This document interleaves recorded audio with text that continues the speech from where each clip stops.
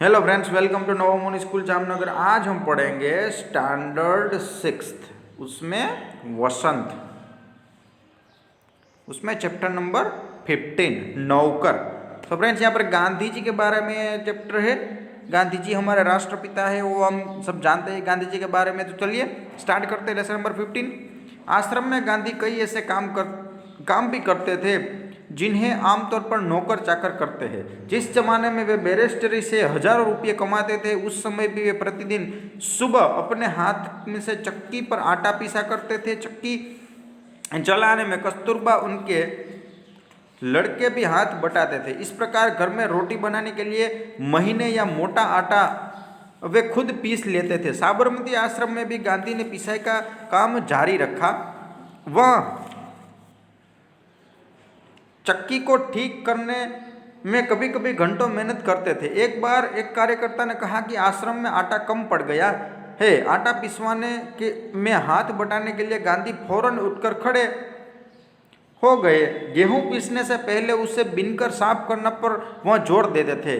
कौपिनधारी इस महान व्यक्ति को अनाज बीनते देखकर उनसे मिलने वाले लोग हैरत में पड़ जाते हैं। बाहरी लोगों के सामने शारीरिक मेहनत का काम करते गांधी को शर्म नहीं लगती थी। एक बार उनके पास कॉलेज के कई छात्र मिलने के लिए आए। उनको अंग्रेजी भाषा में अपने ज्ञान का बड़ा गर्व था। गांधी से बातचीत के अंत में वे बोले, बापू, यदि मैं आपके कोई सेवा कर सकूं तो कृपया मुझे अवश्य बताएं। उन्हें आशा थी कि बापू उन्हें कुछ लिखने पढ़ने का काम दें। गांधी ने उनके मन की बात टाल ली और बोले, अगर आपके पास समय हो तो इस थाली में के गेहूं बीन डालिए। तुम बड़ी मुश्किल में पड़ गए, लेकिन अब कोई चारा नहीं था। 1 घंटे तक गेहूं बीनने के बाद वह थक गए और गांधी से विदा मांगकर चल दिए। तो फ्रेंड्स, गांधी जी है वो अपने काम है खुद ही करते थे। उन्हें कोई काम में ऐसा नहीं होता कि ये काम छोटा है बड़ा है। गांधी जी जब बैरिस्टर थे, यानी जब वकील थे, तब भी वो क्या करते थे, घंटी चलाते थे। घर में आटा जो चक्की चलाना होता है ना, आटा निकालता है, उसमें वो निकालते थे। और कई बार आश्रम में कोई लोग ऐसा कहते कि थोड़ा सा आटा कम हो गया है, तो गांधी जी खुद जाकर वो आटा पीसने लगते थे। गेहूं में से वो जो कचरा होता है छानने लगते थे। एक बार कॉलेज के कई छात्र हैं वो गांधी जी से मिलने के लिए आए, तो वो अंग्रेजी भाषा में उसका बड़ा गर्व था कि मुझे अंग्रेजी सबसे ज़्यादा आती, इसलिए वो गांधी जी के पास आए। और उसके बाद लास्ट में गांधी जी से कहा, ये गांधी जी आप मुझे कोई काम दीजिए। तो गांधी जी ने कहा कि आप इस गेहूं को बीन डालिए, इसमें जो गेहूं है वो थाली में है, वो उसमें से कचरा निकालिए, ऐसा कहा। और उसके बाद वो विद्यार्थी, अभी तो क्या है, उसे काम करना ही पड़ेगा, तो वो काम करने लगे। और उसके बाद 1 घंटे के बाद वो अपना काम पूरा करके गांधी जी से विदा लेकर चले गए। कुछ वर्षों तक गांधी ने आश्रम के भंडार का काम संभालने में मदद की। सवेरे की प्रार्थना के बाद वे रसोई घर में जाकर सब्जियां छिलते थे। रसोई घर या भंडार में अगर वे कहीं गंदगी या मकड़ी का जाला देख पाते थे, अपने साथियों को आड़े हाथों लेते। उन्हें सब्जी, फल और अनाज के पौष्टिक गुणों का ज्ञान था। एक बार एक आश्रमवासी ने बिना धोए आलू काट दिए। गांधी ने उसे समझाया कि आलू और नींबू को बिना धोए नहीं काटना चाहिए। एक बार एक आश्रमवासी को कुछ ऐसे केले दी गए जिन्हें छिलकों पर काले चकत्ते पड़ गए थे।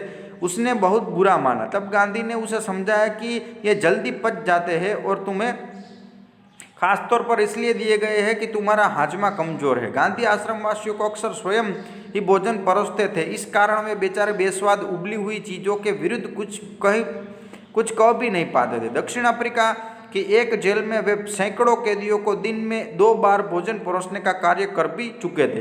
यानी कि गांधी जी है, उन्होंने कई सालों तक आश्रम का भंडार, जहाँ पर जो अनाज रखा था वो संभालते थे। उसके बाद सवेरे प्रार्थना पूरी होने के बाद वो रसोई घर में जाकर सब्जियाँ भी छिलते थे। और कोई अगर सब्जी धोए बिना सब्जी या फिर वो धोए बिना काट लेता है तो गांधी जी उसे समझाते थे।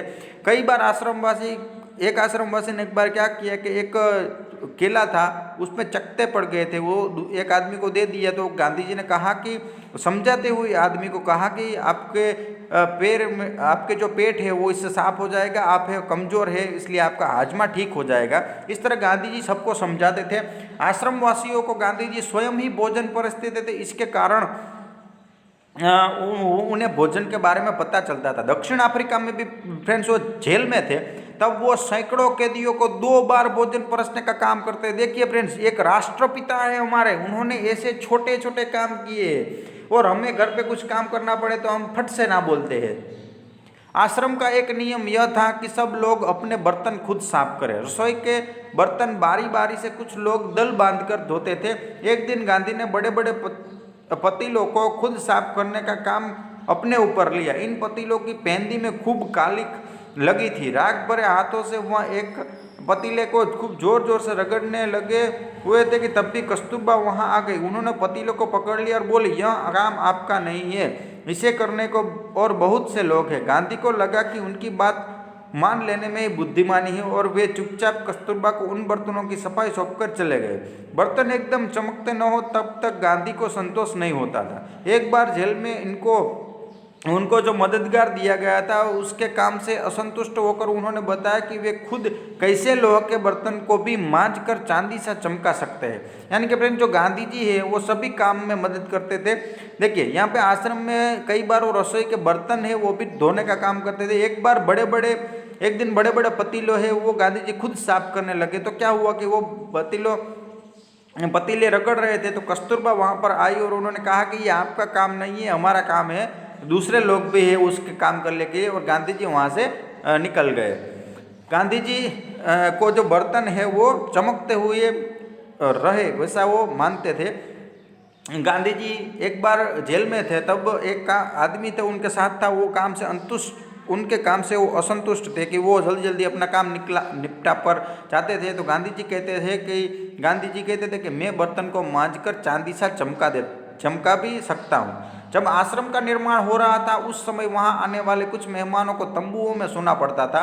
एक नवागत को पता नहीं था कि अपना बिस्तर कहाँ रखना चाहिए, इसलिए उसने बिस्तर को लपेट कर रख दिया और यह पता लगाने गया कि उसे कहाँ रखना है। लौटते समय उसने देखा कि गांधी खुद उसका बिस्तर कंधे पर उठाए रखने चले जा रहे हैं। तो आश्रम का निर्माण हो रहा था, तब कुछ मेहमान आए हुए थे तो उनको तंबू में सोना पड़ता था। तो एक आदमी था, उसे पता नहीं था कि बिस्तर कहाँ रखना है, तो वो पूछने गया। तो उतनी देरी में तो गांधी जी ने वो बिस्तर लेकर अपने कंधे से उठाकर वो चले गए। आश्रम के लिए बाहर बने कुएं से पानी खींचने का काम भी वे रोज करते थे। एक दिन गांधी का कुछ अस्वस्थ थे और चक्की पर आटा पीसने में काम में हिस्सा बटा चुके थे। उनके एक साथी ने उन्हें थकावट से बचाने के लिए अन्य आश्रमियों की सहायता से सभी बड़े छोटे बर्तनों में पानी भर डाला। गांधी को यह बात पसंद नहीं आई, मन में मन कुछ ठेस भी लगी। उन्होंने बच्चों के नहाने का एक टब उठा लिया और कुएं से उसमें पानी भरकर टब को सिर पर उठाकर आश्रम में ले आए। बेचारे कार्यकर्ताओं को बहुत पछतावा हुआ। यानी कि आश्रम के बाहर एक कुआं था, तो गांधी जी कुएं में पानी भरने का काम भी करते थे। एक दिन गांधी जी बीमार थे, अस्वस्थ थे, तो उन्होंने चक्की पीसने का काम दूसरों को बांट दिया और गांधी जी पानी भरने के लिए जा रहे थे। तो आश्रम वासियों को लगा कि चलो हम पानी भर लेते हैं, तो उन्होंने क्या किया, गांधी सभी जो बाल्टियाँ थे उसमें पानी भर दिए। तो गांधी जी ने क्या किया, छोटे बच्चे का नहाने का टब था वो कुएं के पास ले गए, उसके बाद वो पानी भरा और खुद अपने सिर पर उठाकर ले आए। इसलिए कार्यकर्ताओं को पछतावा हुआ कि हमें ऐसा नहीं करना चाहिए था। गांधी जी अपना काम खुद ही करते थे। इसलिए शरीर से जब तक बिल्कुल लाचारी न हो तब तक गांधी को यह बात बिल्कुल पसंद नहीं थी कि महात्मा या बूढ़े होने के कारण उनको अपने हिस्से का दैनिक शारीरिक श्रम न करना पड़े। उनमें हर प्रकार का काम करने की अद्भुत क्षमता और शक्ति थी। वह थकान का नाम भी नहीं जानते थे। दक्षिण अफ्रीका के बोअर युद्ध के दौरान उन्होंने घायलों को स्ट्रेचर पर लादकर एक दिन में 25-25 मील तक ढोया था। वह पैदल चल सकते थे। दक्षिण अफ्रीका में जब टॉलस्टॉय बाड़ी में रहते थे तब पास के शहर में कोई काम होने पर दिन में अक्सर 42 मील तक पैदल चलते थे। इसके लिए वे घर में बना कुछ नाश्ता साथ लेकर सुबह 2 बजे ही निकल पड़ते थे। शहर में खरीदारी करते और शाम होते होते वापस फार्म पर लौट आते थे। उनके अन्य साथी भी उनके इस उदाहरण पर खुशी खुशी अनुकरण करते थे। यानी कि गांधी जी इतना परिश्रम करते थे कि अपना शरीर का कोई भी श्रम है वो दूसरों के बारे में नहीं सोचते, वो अपना काम खुद ही करेंगे, ऐसा करेंगे। दक्षिण अफ्रीका में जब युद्ध हुआ था तब वो 25-25 माइल चलकर वहाँ से घायलों को स्ट्रेचर से ले आते थे। दक्षिण अफ्रीका में टॉलस्टॉय बाड़ी में रहते थे, टॉलस्टॉय फार्म, तो वहाँ से कुछ मीलों पर उन्हें शहर में काम मिल गया, तो 42 मील कर वहाँ पे चलते थे और काम पे जाते थे। और वो साथ में नाश्ता लेते थे सुबह के 2 बजे, यानी 2 बजे वो रात में चलना शुरू करते थे और शाम तक वो वापस लौट आते थे। उनके जो साथी थे साथ में रहते थे वो भी उनका अनुकरण करते थे। एक बार किसी तालाब की भराई का काम चल रहा था जिसमें गांधी के साथी लगे हुए थे। एक सुबह का काम खत्म करके वे लोग फावड़े, कुदाल और टोकरियां लिए अब वापस लौटा तो देखते ही गांधी ने उनके लिए 10 तरिया के नाश्ते के लिए फल आदि तैयार करके रखे थे। एक साथी ने पूछा, आपने हम लोगों के लिए यह कष्ट क्यों किया? क्या यह उचित है कि हम आपसे सेवा कराएं? गांधी ने मुस्कुराकर उत्तर दिया, क्यों नहीं, मैं जानता था कि तुम लोग थके मांदे लौटोगे। तुम्हारे नाश्ता करने के लिए मेरे पास खाली समय था। तो एक बार गांधी जी है उन्होंने देखा कि तालाब का एक काम चल रहा था। तो गांधी जी ने उसे क्या किया, जो फावड़े और कुदाल टोकरियां लेकर जो मजदूर आए थे वो मजदूर के लिए खुद ही नाश्ता परोसा। तो उन्होंने कहा कि गांधी जी आप बड़े हैं, आपको ये सब नहीं करना चाहिए। तो गांधी जी ने कहा उसमें कोई बात नहीं, आप थके होंगे इसलिए मैंने ये सब तैयार करके रखा है। दक्षिण अफ्रीका में रहने वाले भारतीयों के जाने माने नेता के रूप में गांधी भारतीय प्रवासियों की मांगों को ब्रिटिश सरकार के सामने रखने के लिए एक बार लंदन गए। वहाँ उन्हें भारतीय छात्रों ने एक शाकाहारी भोज में निमंत्रित किया। छात्रों ने इस अवसर के लिए स्वयं ही शाकाहारी भोजन तैयार करने का निश्चय किया था। तीसरे पहर 2 बजे एक दुबला पतला और छरहरा आदमी आकर उन्हें शामिल हो गया और तस्करियां धोने, सब्जी साफ करने और अन्य छूट-फूट काम करने में उनकी मदद करने लगा। बाद में छात्रों को नेता वहां आया तो क्या देखता है कि दुबला पतला आदमी और कोई नहीं, उस शाम का भोज में निमंत्रित उनके सम्मानित अतिथि गांधी थे। सो फ्रेंड्स, अफ्रीका में जब रहते थे तब वो भारतीयों के लिए वहाँ पर सत्याग्रह करते थे। तब एक बार वो लंदन गए थे। तो लंदन में जो भारतीय छात्र थे उन्होंने एक भोजन में आमंत्रित किया, शाकाहारी भोजन में गांधी जी को आमंत्रित किया। तो शाम को भोजन था तो वो 3 बजे सुबह दोपहर 2 बजे वो वहाँ पे चल गए और उसके जो भोजन की जो खाने पीने की चीज़ वस्तु थी, सब्जी काटना थी, तस्करियाँ धोने थी, साफ सफाई करनी थी, वो उसमें लग गए। तो उसके बाद पता चल छात्रों को पता नहीं था, लेकिन जब छात्र के नेता आए तो उन्हें पता चला कि दुबला पतला आदमी कोई नहीं, महात्मा गांधी थी। यानी कि फ्रेंड्स वो बाहर जाकर भी अपना काम करते थे। गांधी दूसरों के काम लेने में बहुत सख्त थे, लेकिन अपने लिए दूसरों से काम करना उन्हें नापसंद था। एक बार एक राजनीतिक सम्मेलन से गांधी जब अपने डेरे पर लौटे तो रात हो गई थी। सोने से पहले वे अपने कमरे का फर्श बाहर बुहार रहे थे। उस समय रात के 10 बजे थे। एक कार्यकर्ता ने दौड़कर गांधी के हाथ से बुहारी ले ली। यानी कि एक गांधी जी है अपना काम खुद करते थे, वो दूसरों का काम करते थे, लेकिन अगर दूसरा कोई उसका काम करे तो उन्हें पसंद नहीं था। इसलिए गांधी जी एक बार वो सम्मेलन में गए थे और वापस लौटे तो रात हो गई थी। सोने से पहले वो गांधी जी क्या करते थे, जो कचरा होते हैं उन्हें लेते थे, बुहार लेते थे, बाहर निकालते थे। तो एक कार्यकारी आया और गांधी जी के हाथ से बुहारी ले ली और खुद साफ करने लगा। जब गांधी गांव का दौरा कर रहे होते उस समय रात को यदि लिखते समय लालटेन का तेल खत्म हो जाता तो वे चंद्रमा की रोशनी में पत्र पूरा कर लेना ज़्यादा पसंद करते थे, लेकिन सोते हुए अपने किसी थके हुए साथी को नहीं जगाते थे। नोआ खाली पद यात्रा के समय गांधी ने अपने शिविर के केवल 2 आदमियों को ही रहने की अनुमति दी। इन दोनों को यह नहीं मालूम था कि खाखरा कैसे बना जाता है। इस पर गांधी स्वयं रसोई में जा बैठे और निपुण रसोइयों की तरह उन्होंने खाखरा बनाने की विधि बताई। उस समय गांधी की अवस्था 78 वर्ष की थी। 78। सो फ्रेंड्स, गांधी है गाँवों का दौरा करते थे, आजू बाजू में गांव के दौरे करते थे, समझाते थे लोगों को। जब रात में वो पत्र लिखते थे तो लालटेन यानी कि जो फानस होता है लालटेन, उसमें जो तेल खत्म हो जाए तो वो चंद्रमा की रोशनी में यानी चांद की रोशनी में भी वो पत्र पूरा करते थे। किसी अपने अनुयायियों को नहीं कहते थे कि जाओ भाई इसमें तेल डाल दो। एक बार गांधी जी पद यात्रा पर थे तो उनके 2 साथी जो आदमी 2 उनके साथ थे वो खाखरा बनाना नहीं जानते थे। तो गांधी जी ने खाखरा बनाने की रीति उन्हें बताई थी, विधि बताई थी। और तब गांधी जी की उम्र 78 वर्ष की थी, यानी 78 ईयर।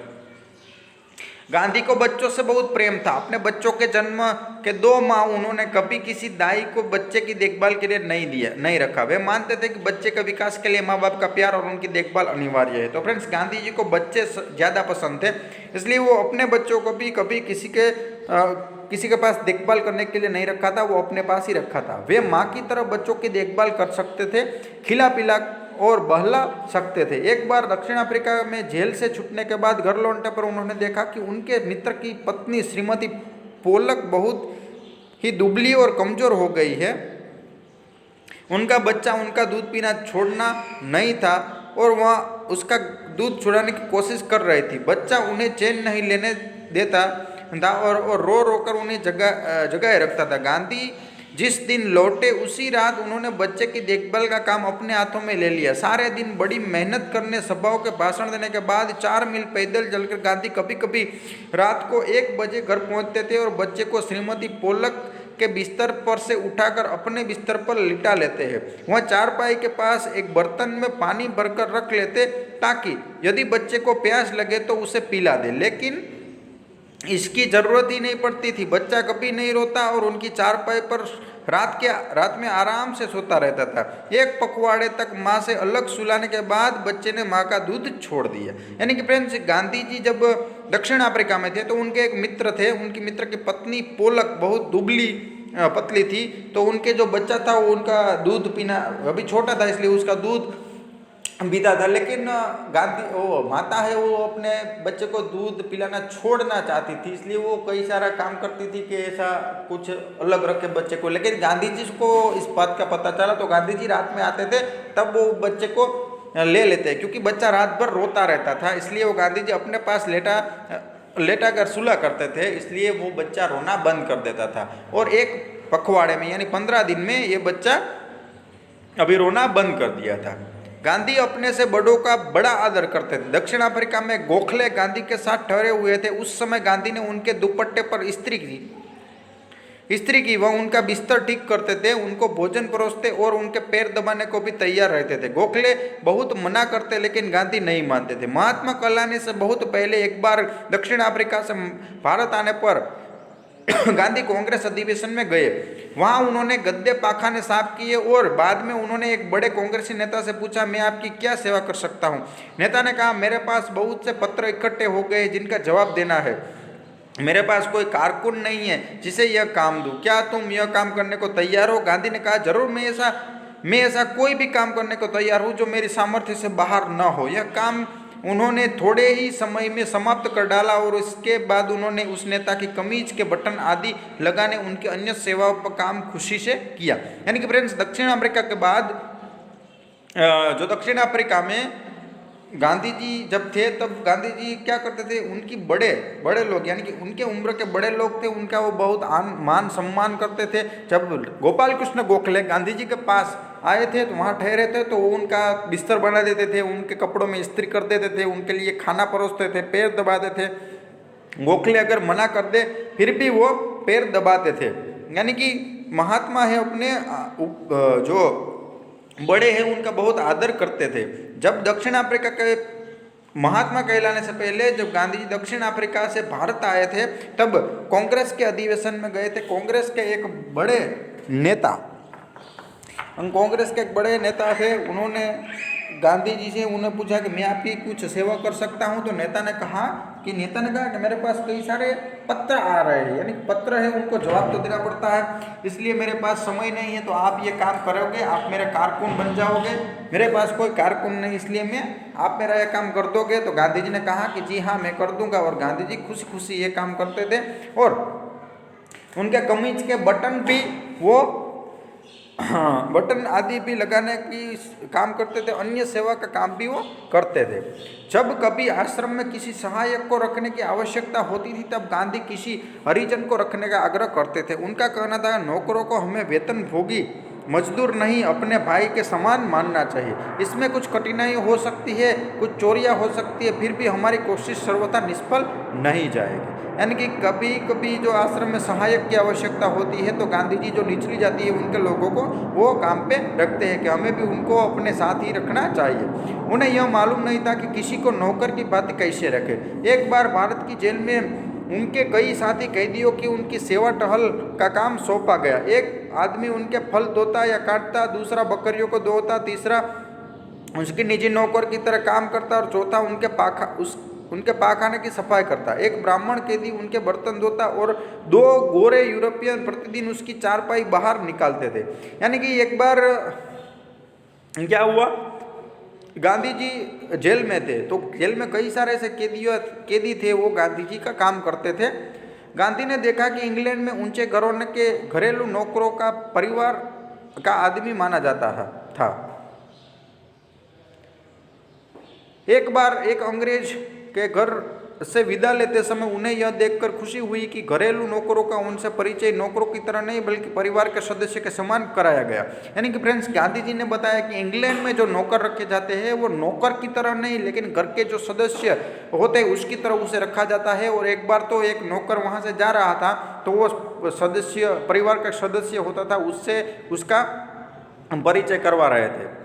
एक बार भारतीय सज्जन के यहाँ काफ़ी दिन तक ठहरने के बाद गांधी जब चलने लगे तब उस घर के नौकरों से उन्होंने विदा ली और कहा, मैं कभी किसी को अपना नौकर नहीं समझता, उसे भाई या बहनी माना है और आप लोगों को भी मैं अपना भाई समझता हूँ। आपने मेरी जो सेवा की उसका प्रतिदान देने की सामर्थ्य मुझ में नहीं है, लेकिन ईश्वर आपको इसका पूरा फल देंगे। यानी कि एक बार गांधी जी है वो एक सज्जन के यहाँ काफ़ी दिन रुके, तो उन्होंने कई सारे नौकरों ने उनकी सेवा की। तो गांधी जी ने कहा कि मैं आपको नौकर नहीं मानता हूँ, मैं तो आपको अपने भाई बहन ही मानता हूँ और आपको अपना ही समझता हूँ। ऐसे गांधी जी बड़े और छोटे का कभी भेदभाव नहीं करते थे। तो चलिए फ्रेंड्स, अनु बंदोपाध्याय ने यह चैप्टर लिखा है। आगे बढ़ते हैं प्रश्न अभ्यास निबंध से प्रश्नों के उत्तर लिखने हैं, ये आप लिख लीजिए फ्रेंड्स। निबंध के आगे गांधी जी इतना पैदल क्यों चलते थे, पैदल चलने से क्या लाभ होता है। तो पैदल चलने से कई सारे लाभ होता है, हमारा हृदय होता है, सर्कुलेशन सिस्टम है हमारी, वो पूरी की पूरी अच्छी हो जाती है। अपने घर के किन्हीं 10 कामों की सूची बनाकर लिखो और यह किसी भी उन कामों को घर के कौन कौन से सदस्य अक्सर करते हैं तुम तालिका की सहायता से ले सकते हो। यानी कि आपका घर में काम कौन कौन कर सकता है, ये आपको यहाँ पे लिखना है। अब यह देखो कि कौन सबसे ज्यादा काम करता है और कौन सबसे कम। कामों का बराबर बंटवारा हो सके इसके लिए तुम क्या कर सकते हो, सोचकर बताओ। तो आपके घर में कौन ज्यादा कौन कम काम करता है उसके बारे में बताना है और बंटवारा करना है। अनुमान और कल्पना, सिर्फ अनुमान और कल्पना करनी है फ्रेंड्स, ये आप पढ़िएगा। भाषा की बात, पिसाई संज्ञा है, पीसना शब्द से ना निकाल देने पर पीस धातु पर जाती है, पीस धातु के आई प्रत्यय जोड़ने पर पिसाई शब्द बना है। किस क्रिया के प्रत्यय जोड़कर उसे संज्ञा बनाने के बाद उसके रूप में बदलाव आ जाता है। जैसे ढोना से ढुलाई, बोना से बुलाई। मूल शब्द के अंत में जुड़कर नया शब्द बनने वाले शब्दांश को प्रत्यय कहते हैं। यानी कि फ्रेंड जो पीछे जुड़े हुए हैं उसे प्रत्यय बोलते हैं। यहाँ पे पीस में आई प्रत्यय जोड़ने से पिसाई हो गया। इसी तरह नीचे दी गई संज्ञा दी गई क्रिया बताई, जैसे रोप, यहाँ पे रोप होगा इसलिए रोपाई। ऊपर यहाँ पे सिंच तो सिंचाई, यहाँ पे कत तो कताई, उसके बाद यहाँ पे कट सो कटाई, यहाँ पे सिल सो सिलाई, यहाँ पे रंग सो रंगाई। हर काम धंधे में क्षेत्र के अपने कुछ अलग भाषा और शब्द भंडार भी होते हैं। पिछले पृष्ठ पर लिखे शब्दों का जबन 2 अलग अलग कामों से हो है। पहचानों के दिए गए शब्द किन किन कामों पे आते हैं। यानी कि अलग अलग शब्द के 2-2 वर्ड दिए गए हैं। यहाँ पर भी ऐसा ही काम है, यहाँ पे 2-2 शब्द है। तुमने कपड़ों को सिलते हुए देखा होगा। नीचे इस काम से जुड़े कुछ शब्द दिए गए हैं। आसपास के बड़ों से या दर्जी से इन शब्दों के बारे में पूछो और इन शब्दों को कुछ वाक्य में समाओ। जैसे तुरपाई, बखिया, कच्ची सिलाई और चोर सिलाई, ये सब जो आप दर्जी के पास जाएगा वो आपको समझाएगा। नीचे लिखे शब्द पाठ से लिए गए हैं, उन्हें पाठ में खोजकर बताओ कि स्त्रीलिंग है या पुल्लिंग। कालिक तो कालिक पुत गई, गई है तो ये क्या हुई, स्त्रीलिंग हुई। रोशनी भी क्या हो गई, स्त्रीलिंग। भराई भी स्त्रीलिंग। सेवा, मैंने सेवा की तो ये स्त्रीलिंग हो गई। चक्की, मैंने चक्की पीसी, स्त्रीलिंग। पतीला पुल्लिंग। आबिद की चुटकी या पढ़िएगा फ्रेंड्स। इस तरह हमने हमारा चैप्टर कंप्लीट हो गया। वीडियो को देखते रहिएगा। Thank you.